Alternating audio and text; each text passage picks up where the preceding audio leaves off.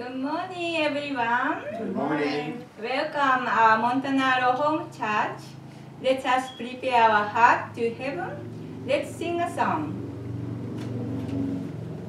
Number 42, All the Lands That I Loved. 42, All the Lands That I Loved.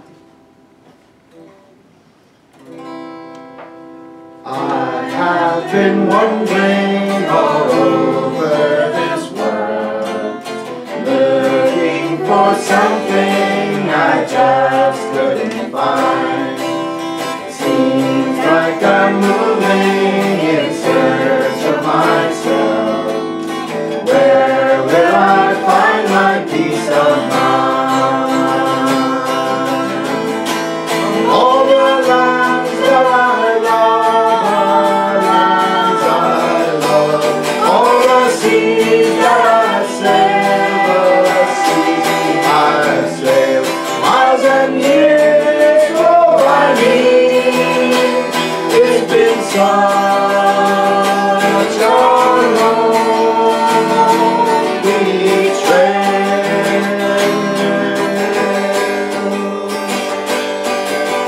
Finally a welcome felt deep in my soul. I know I will find it in this city of gold. People so friendly, I know I will meet. My heart's pouring open, please take it for peace. All the lands that I love are lands I love. All the seas that I've sailed, the seas I've sailed. I'm from there to you now. My heart is in your hands.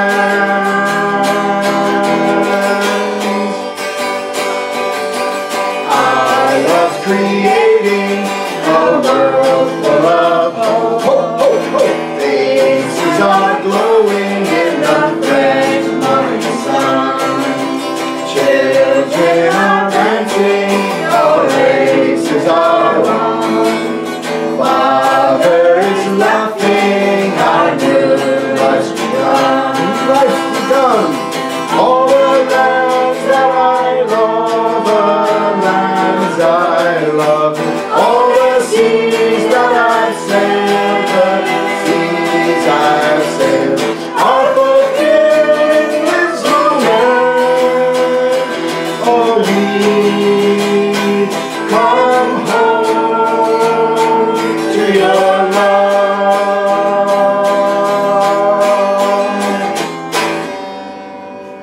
Thank you.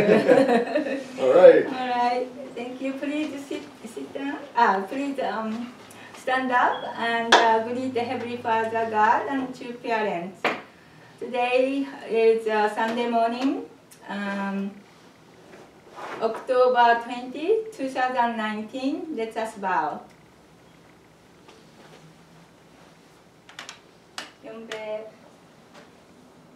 Hello. Please join me in prayer.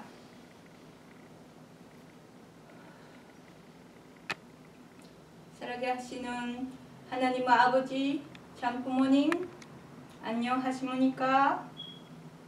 Our precious Heavenly Father, God, two parents, and three kingship, good morning. We are so grateful to receive new day and new week. We are Providence moving with second king and queen.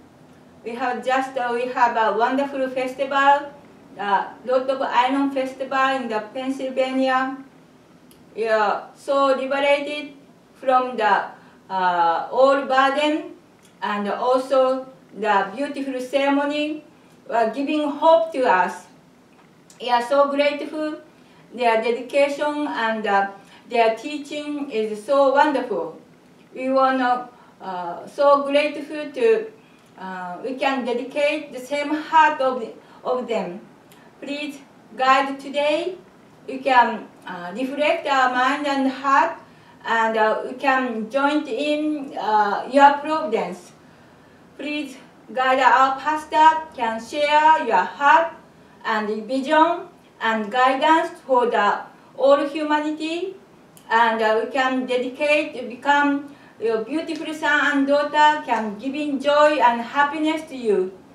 Please guide our heart toward you and toward Christ, and we can rejoice this day, and we can progress your providence can for your children. Heavenly Father, two parents, and three kingship, we are so grateful. Please bless this time. I report in the name Raman and Tamiko Montanaro, bless Central Family. Aju, Amen. Amen. Thank you. Please sit it. And welcome our Pastor Montanaro. Welcome.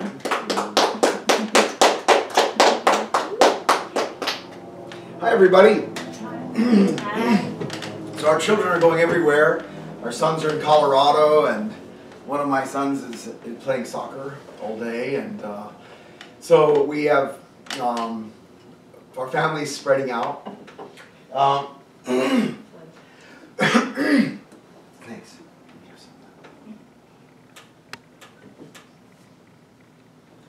So I want to read some of Father's words from Peace-Loving Global Citizen. Come closer.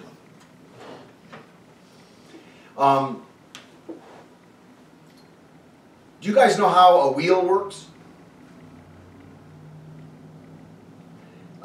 Would you feel comfortable if you were driving a car and the wheel was not snug, like the nuts? You know, there's 5 or 6 nuts that go around the corner, on the outside that hold the wheel right against the car.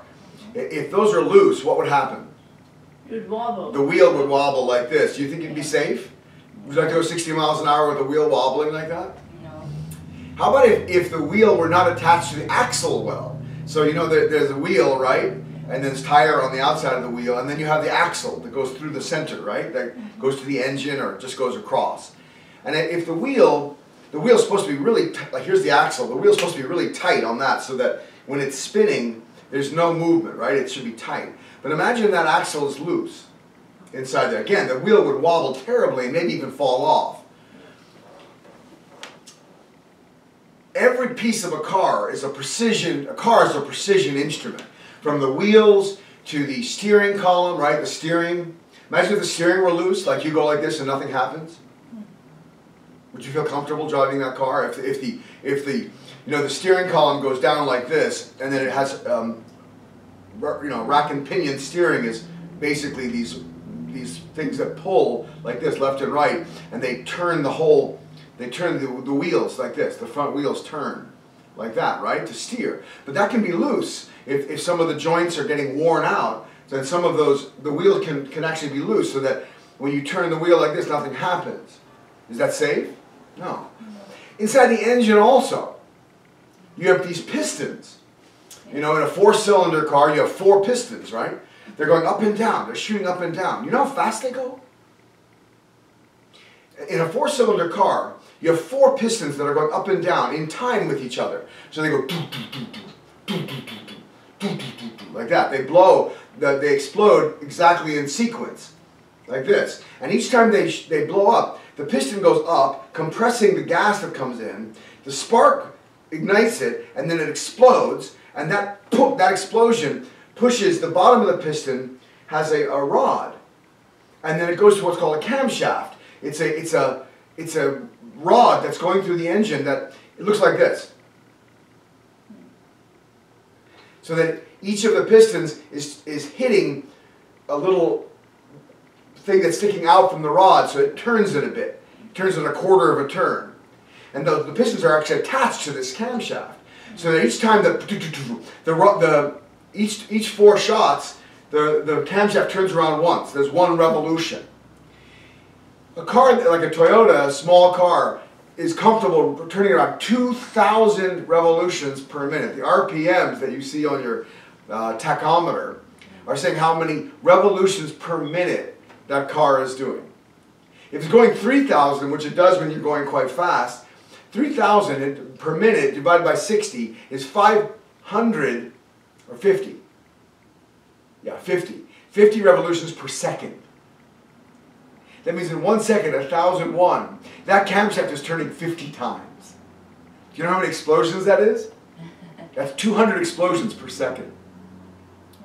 Can you imagine if there's even a fraction of an inch off in the, or the camshaft is loose, or any of those connections are not solid? The whole engine would blow up, would fall apart. And that happens sometimes. You blow your engine, and a piston rod can go right through the body of the the base of the engine. Things like that can happen. Why am I talking about an engine like this? An engine is a precision instrument. A car is a precision instrument. Your phones are precision instruments. Every single electrical connection is carefully tested on the motherboard that's inside of your phones, so that all the programs that you bring down, the apps that you download, the different things that you put on your phone are functioning together in harmony with each other. One little thing off, the whole thing gets blown. It doesn't work. Our lives are no different in the sense that God created us to live according to certain ways. If we violate those, we become like a loose wheel, and everything gets thrown out. And the conclusion of my sermon today is that the man-woman relationship, our relationship, a man and a woman's relationship, if it's tight, like a camshaft or like a wheel, if there's no gap, there's no doubt between us, we become like a precision instrument, and we have great power. And God's blessing and energy can flow through this couple. And the second part of my conclusion of today's sermon is this. The kingdom of heaven is built by families, by men and women who love each other with no gap, no space, no looseness in their relationship. Tight. Making good families, good societies, good nations, good world. You cannot go to the kingdom of heaven alone. This is the #1 revolutionary idea that Reverend Moon brought. Up until now, all religions which have had their purpose of reuniting human beings with God have focused on the individual. Christianity talks about individual salvation. Are you saved? Have you accepted Jesus Christ as your Lord and Savior? Buddhism, yoga, talk about enlightenment, talk about getting rid of desires that are self-centered desires, becoming unattached from this life so that you can experience something of the divine. The highest calling in yoga and Buddhism is the celibate life. Being a yogi or being a Buddhist monk is considered the highest. A guru is seen as the highest realm, right, of yoga. That's someone who is celibate. A Buddhist monk, Buddha himself, was celibate.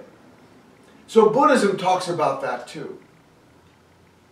Religions up till now have emphasized the salvation of the individual, the perfection of the individual, the restoration of the individual, bringing the individual back to God. Father understood that the fall in the Garden of Eden, which is symbolized actually by the story in the Garden of Eden of the two human beings eating a fruit, that story is a symbol of the misuse of love that the first man and woman and the archangel Lucifer committed with each other.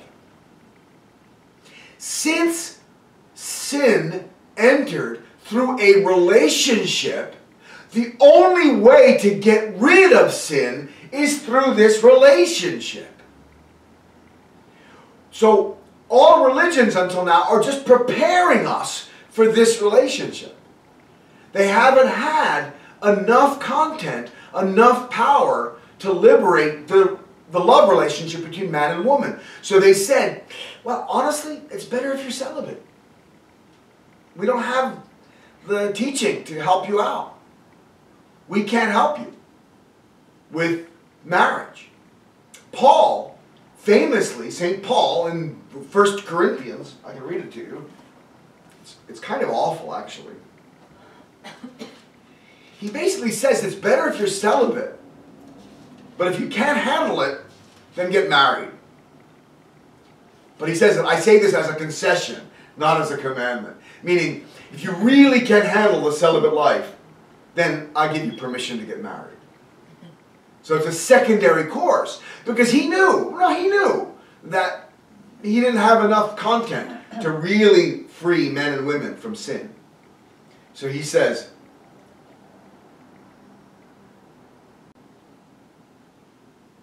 now concerning the things of which you wrote to me, it is good for a man not to touch a woman. Nevertheless, because of sexual immorality, let each man have his own wife, and let each woman have her own husband. But I say this as a concession, not as a commandment. For I wish that all men were even as I myself.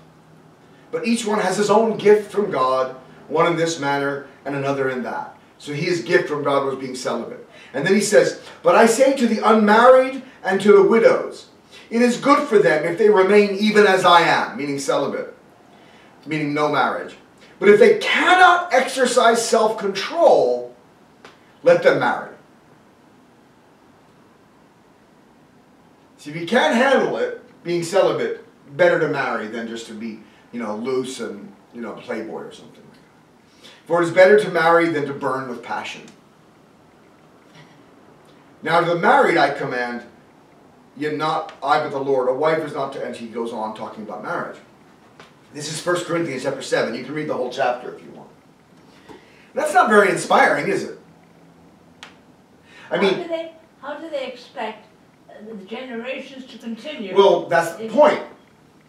Christianity has been, and all religions, have been conceding marriage.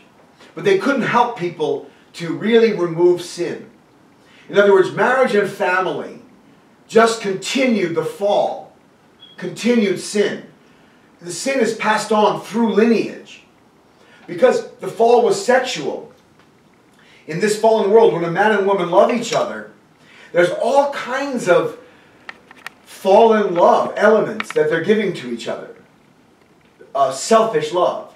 No, she's straight by having sex with someone else. Yeah, and then she also seduced her husband. He was supposed to have a relationship with her right away. But she was still too young, and she was also, her heart was not pure, was not true anymore. So when she had sex with Adam, he also lost his purity. And the both of them left God. And they were kicked out of the Garden of Eden, which symbolized that they couldn't relate to God anymore.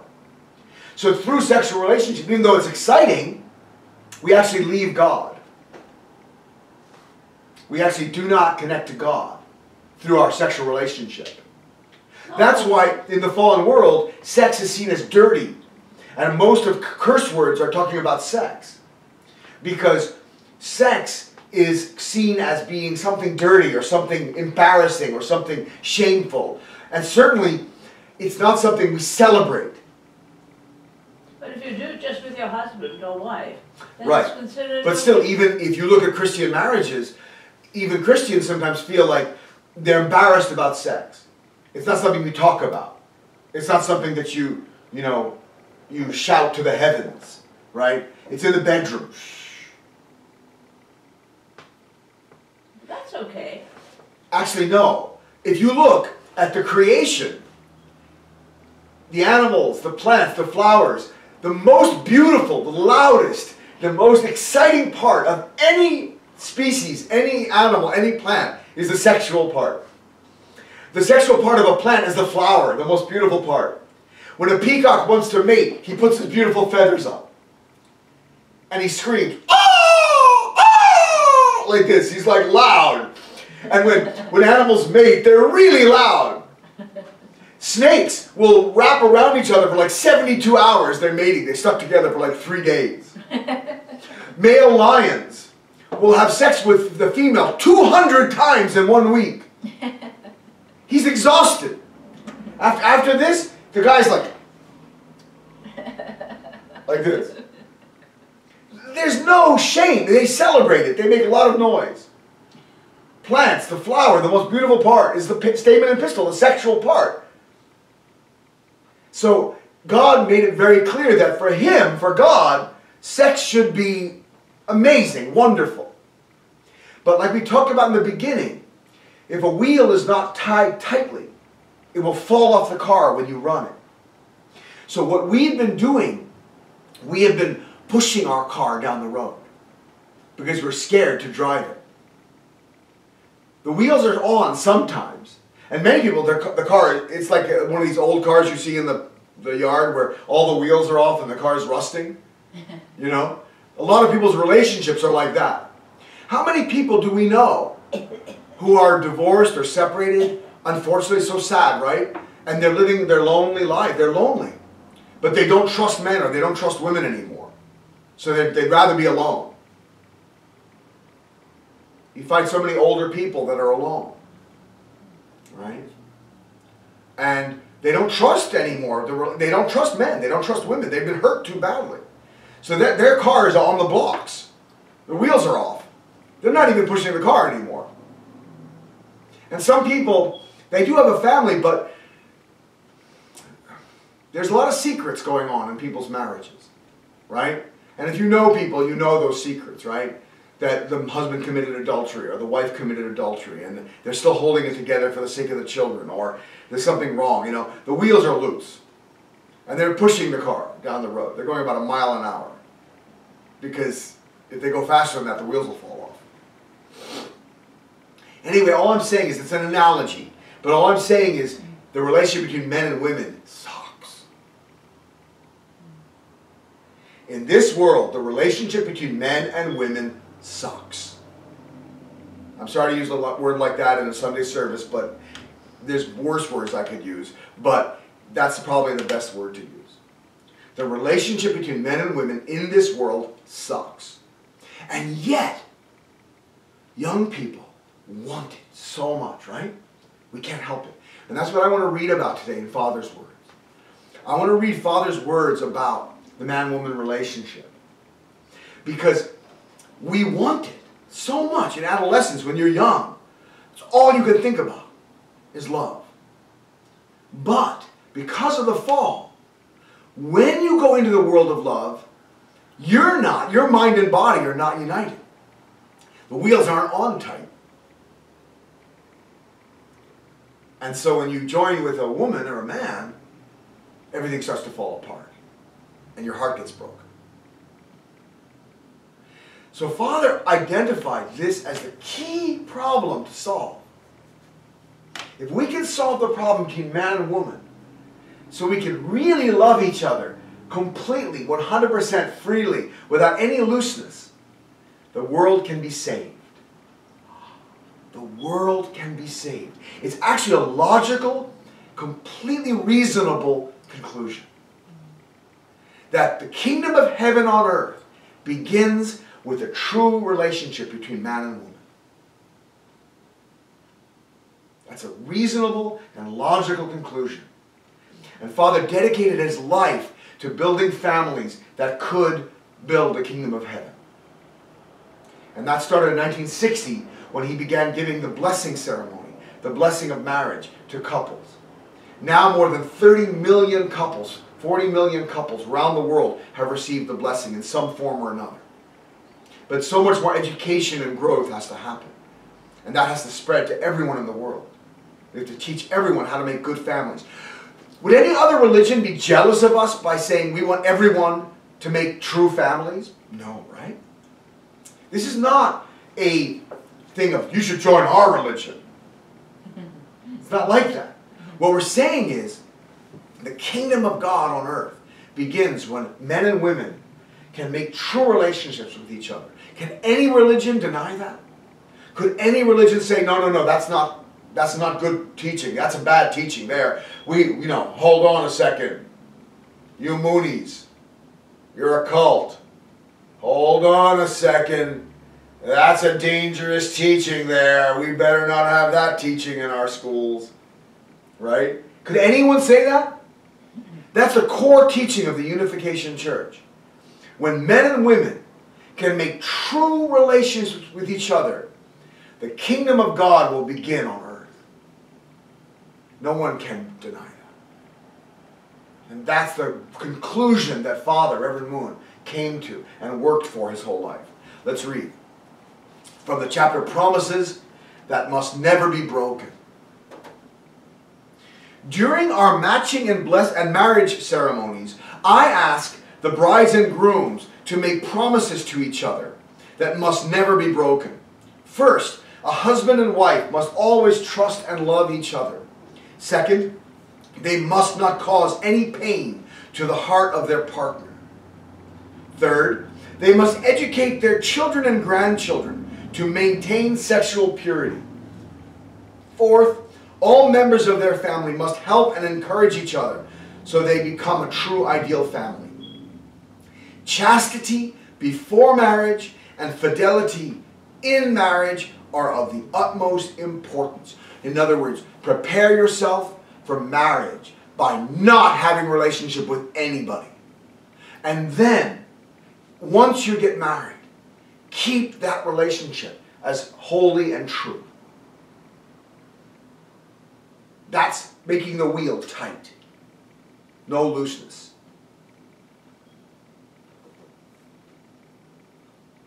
This is what I teach so people can live to their highest potential as human beings, creating and maintaining healthy families. Marriage is more than a simple coming together of a man and woman. It is a precious ceremony of commitment to carry on God's work of creation. Marriage is the path by which a man and woman become as one, create new life, and establish true love. Through marriage, a new future is created. Societies are formed. Nations are built. God's world of peace is realized with married families at the center. It is in a family that God's kingdom of heaven is brought about. So husbands and wives must be centers of peace. Not only must there be love between the husband and wife, but the couple must also be able to bring harmony to their extended families. It is not enough that the husband and wife live well together in love. All the relatives must love each other as well. I tell brides and grooms to have many children. To bear many children and raise them is God's blessing. It is unthinkable that human beings apply their own standard of judgment and arbitrarily abort precious lives given to them by God. All life born into this world embodies God's will. All life is noble and precious, so it must be cared for and protected. So as a parents, as a husband and wife, you're qualified to have children. As a man and a woman, they become one. It's not just for themselves, so they can enjoy love. They become what happens when a man and woman become love. Their sexual organs become one. How many pastors talk about sex and sexual organs from the pulpit? There's another thing that Father pioneered, talking about sex and love, sexual love, right from the pulpit, because it's the most holy act. Nothing else we do creates life. What could be more holy than creating a life? Or co-creating a life with God, right? We're co-creating with God a child. Is there anything more holy than that? And yet, in this world, sex is seen as something dirty, embarrassing, shameful, because of the fall. But once we we restore the fall through restoring ourselves to God with tears and prayer, and actually recovering our original nature and receiving the blessing from Reverend Moon, who is God's representative to clean up the mess. Once we restore the blessing, the true love, we become qualified not just to love each other and have a good time and go to the Bahamas and have a nice vacation together, but now it's time to work. You have children, and the hard work begins, right? And God wants you to work hard. God wants you as parents to have many children so that you as parents, all that love you're creating, that generator of love, like this, that love, is not just going for yourself, it's going out. It's going to the children. You're pouring into the children. You're continuing God's work of creation, as Father says. But first you have to be qualified. And that's what love is about. That's what true love is about. It's not for you. Love is not for you. Never is, actually. Naturally, a husband and wife must maintain mutual trust and nurture their love.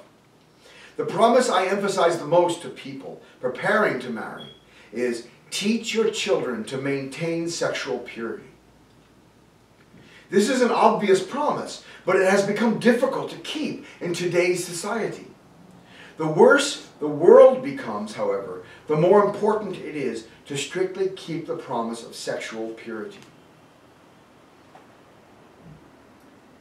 Father talks about many wonderful things here. He talks about politicians and power and military power can never make the world of peace. Only the family.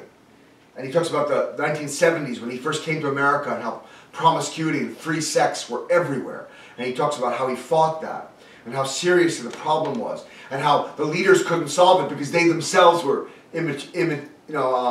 what's the word? They themselves were impure and they did not maintain sexual purity, the politicians. I mean, John F. Kennedy was famous for having sex with Marilyn Monroe, and most presidents were having affairs. Even Franklin Delano Roosevelt, he had affairs. Eleanor Roosevelt was not his only, but the media never talked about it until actually Gary Hart in 1987 or so challenged the media to expose his immorality, and they did. And from 1987 on, the media has felt it was their freedom and their right to expose politicians' sexual corruption. But don't kid yourself. It's not like it began then. It's been going on since the beginning. Powerful men have often, and powerful women have often committed sexual immorality. So how can, Father said a wonderful quote from a Korean, it's a Korean quote, he says, how can a crab who walks sideways teach its children to walk forward? Right? So how can politicians or leaders or clergy who are committing sexual, immorality, how can they teach young people to be pure? It's not possible. And then he talks about drugs and the things that go on. Now I want to read the end of the chapter. He says, during adolescence, children think everything should be centered only on themselves. Right? Young people, 15 years old, 16 years old, this world is not fair, right? Like the great, Justin Timberlake in Shrek 3, it's just so hard, he talks about his life as a teenager, it's like, it's just so hard, it's a very funny scene, with Shrek. Because he's making fun of the whole teenagers kind of whiny thing, that we do when we're all teenagers. We center on ourselves. We think that the world is, all we can see is our own feelings. It's natural. And so there's a tendency to rebel against things the parents may say.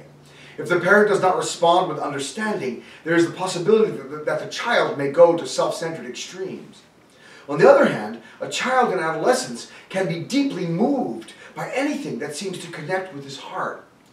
Perhaps on an autumn day, the child will see a persimmon fall from a tree that has lost all its leaves.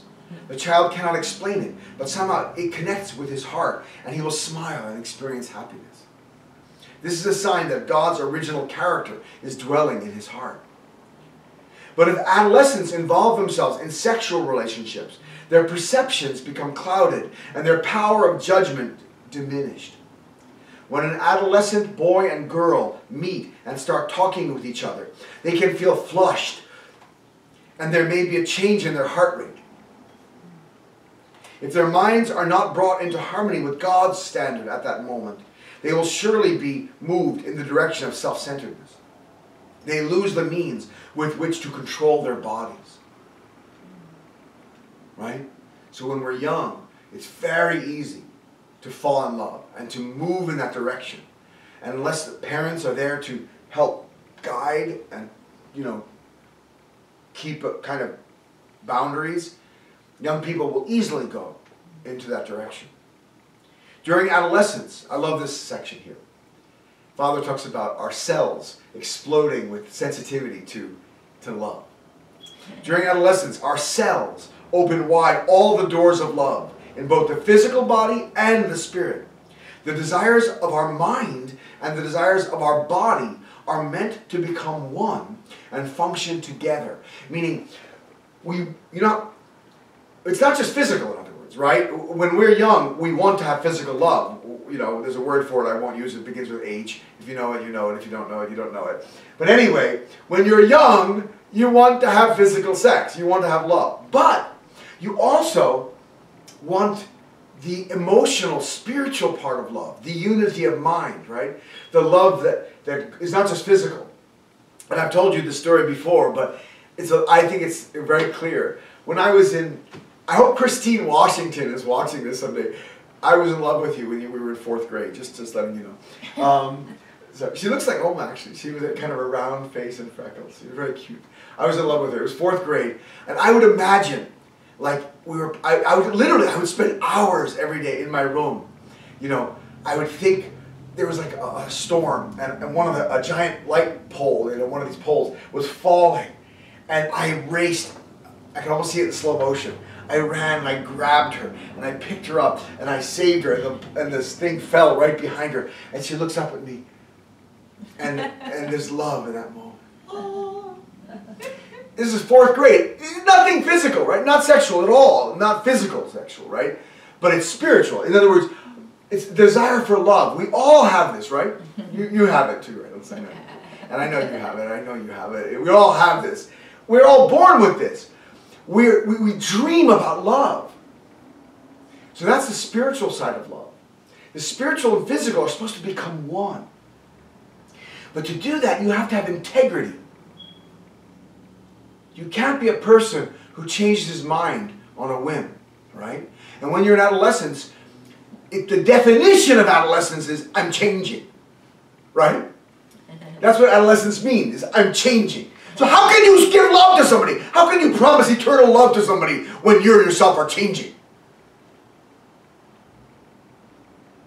That's why you have to wait. And that's the hardest thing. Because you want to be able to give and promise true eternal love to one person. And mean it. And keep it. And have that beautiful spiritual part joined with the physical part. And then, oh, right? And that's the job as parents you have when you have children, is to guide them in that way. That's what Father's saying. Is this easy? It's not easy, is it? Is it simple to understand? Completely, right? So many times the simplest things are the hardest to do. Like keeping a diet. You know you're not supposed to eat that cake. You know that bread is just going to go right to your waistline. But we love bread. Ooh. I had a great student. He was a wonderful, chubby little man in Italy. When I was in Italy teaching English to Italians, and I had a job at the bank, one of the best banks in Italy, Banca Nazionale di Lavoro. I was working with their direction, their leadership. And one of the vice presidents, he was a little portly guy, he was really cute, his name was Giacomo. And he would say to me, I know that I'm kind of chubby, but I love bread. It was so cute, it was so cute. He said, I love bread. Just hilarious. I just loved him, His name was Giacomo. And we would speak in English, and he would try to, he just loved bread.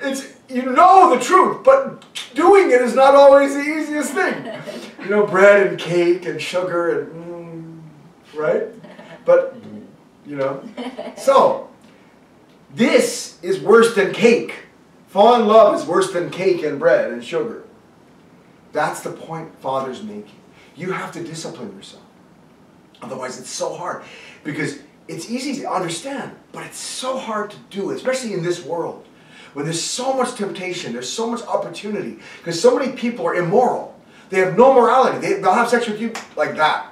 As soon as you say, then they'll come. Especially women, right? Young women. If you just go, right, these guys will come. They will. If you're a young woman, you're beautiful, you just go. Guys are, right? Like little dogs coming. Right?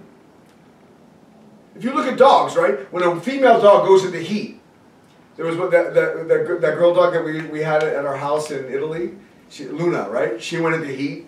There were male dogs, like 20 of them, outside the gate. They could smell her a mile away. They were gathering around, like howling and stuff. And they were like all sizes. Some of them were like little dogs like this. It was hilarious. These little dogs were like, I can do this.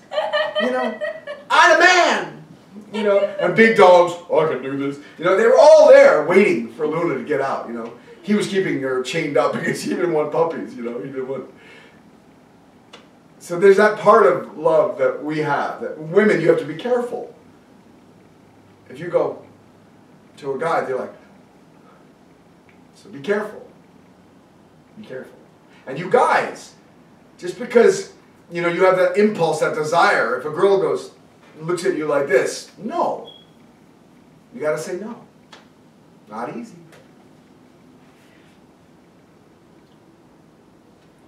So he says, Father says that the desires of our mind and the desires of our body are meant to become one and function together. Isn't Father great?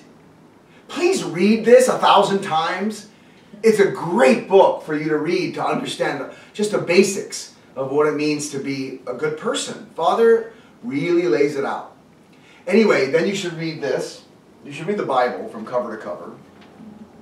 Not in Korean, but anyway, if you don't speak Korean. And then you should read the Divine Principle, Father's core teaching. And you should visit us and ask questions if you have any questions. And that's what you should do, okay? All right, let me finish this. So he says again, the desires of our mind and the desires of our body are meant to become one and function together. When we acquire the nose of love, we start to love smells that we used to hate. You know, when you're a kid, somebody's body odor is just like, ugh, right? So gross. But if you love somebody, even that smell is beautiful. Right? That's what Father's talking about. It's true. When we acquire the mouth of love, we start to love tastes that we used to hate. When you're a kid, the idea of kissing somebody, you know, it's like, ew, right? Little kids, they kissed, ew, right? And they're kissing, and little kids are like, that's so gross. But when you're in love with somebody, we want to listen all night to the stories of love. We want to keep touching the person we love. Adolescents start to think they can be happy simply by entering into a love relationship. In other words, because of this desire, we think, if I just have a love relationship, I'll be happy. Be careful. However, the doors of love are designed by God and are to open only when the time is right. Children must understand that they need to wait for the right time. Parents must teach these things to their adolescent children very carefully. Love is a process by which we grow to resemble God. Despite what the world may tell us, it is not something to be enjoyed anytime we please. I'll skip a couple paragraphs, and Father says, be careful, in other words. You know, we think we can do anything, but you have to be careful. And then finally he says, the combination of parents not teaching their children the value of purity and children rebelling against their parents leads to broken families. Because of this, societies are being broken. Because of this, nations are being destroyed. Because of this, humanity is being destroyed.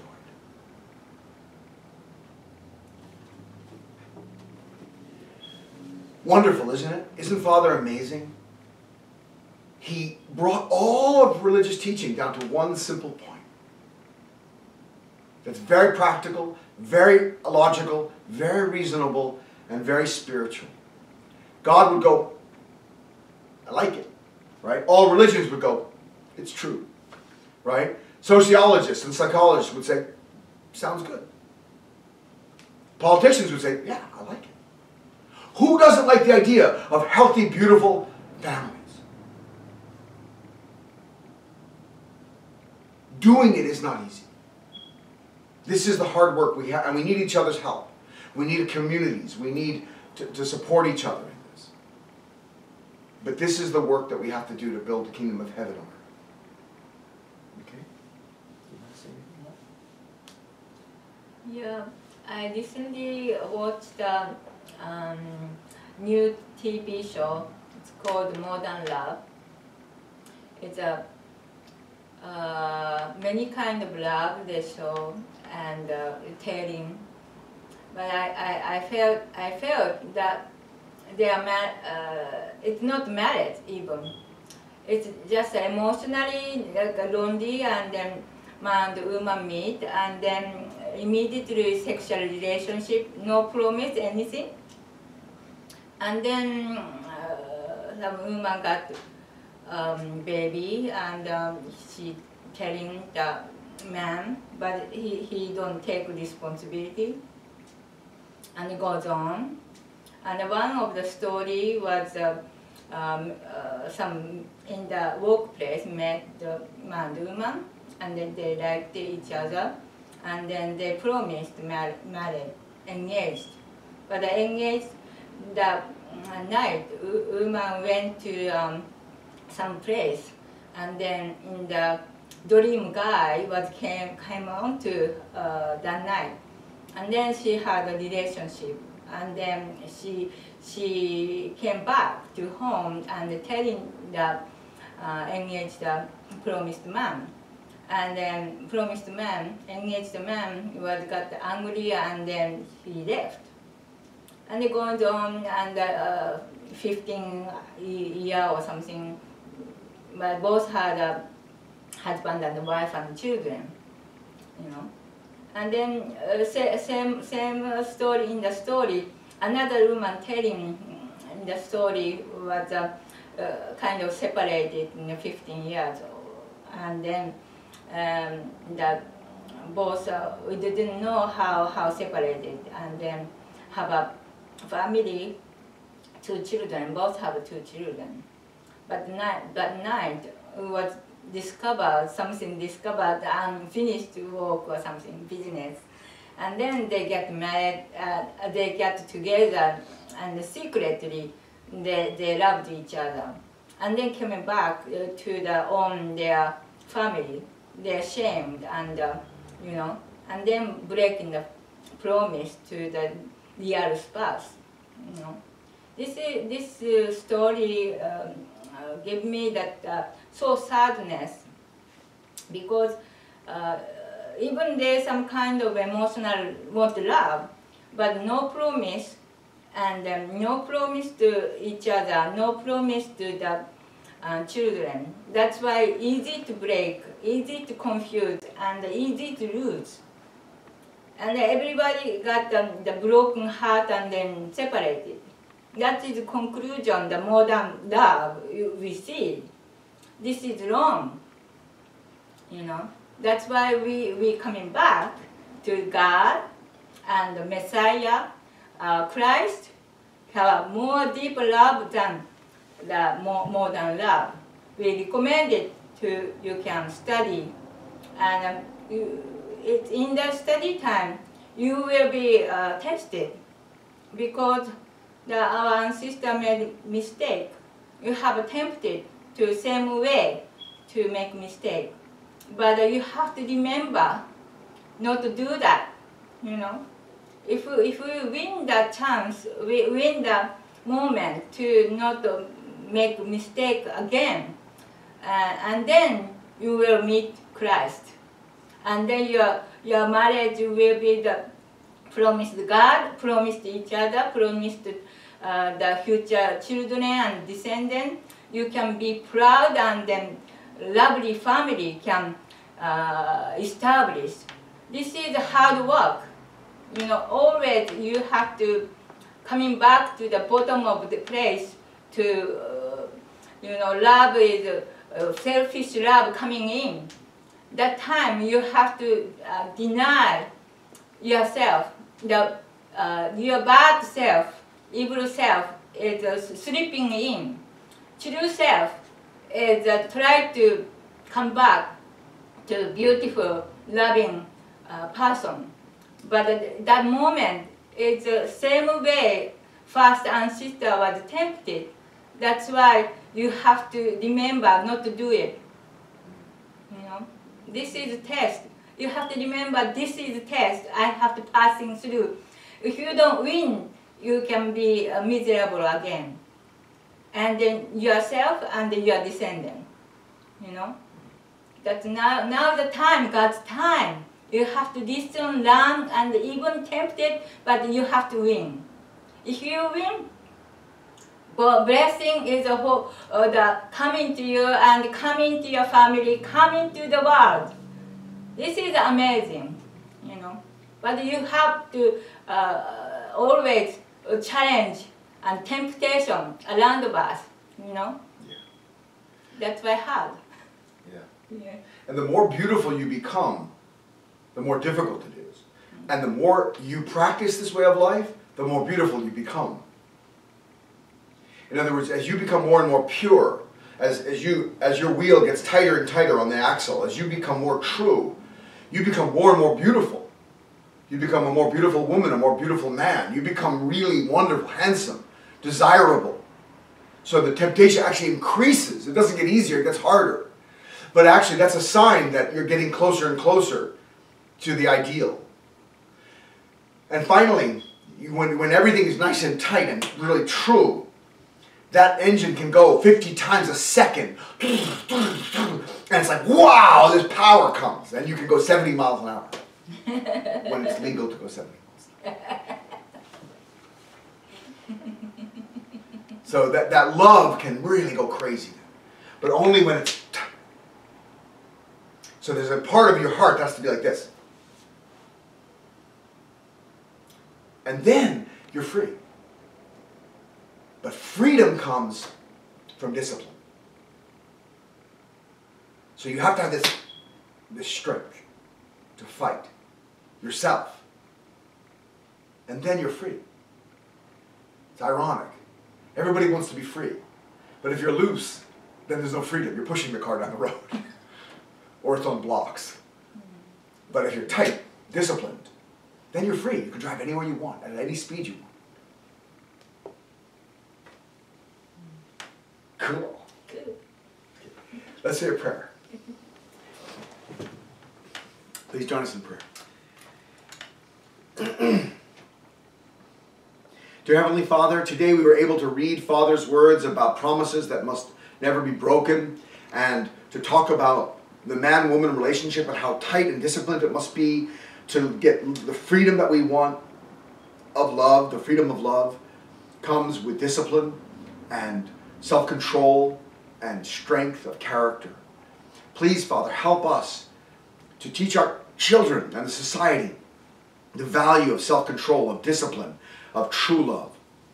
And that the culmination of all religions, of all philosophies, of all teachings, of any political philosophy, of any sociological thought, any psychological thought, any religion, any teaching, any scientific thought comes to the conclusion that when we have self-control and discipline and true love and a relationship with you, Father, that's a foundation for marriage, and we can build a true love family, then the world can finally see a peaceful, beautiful world come about.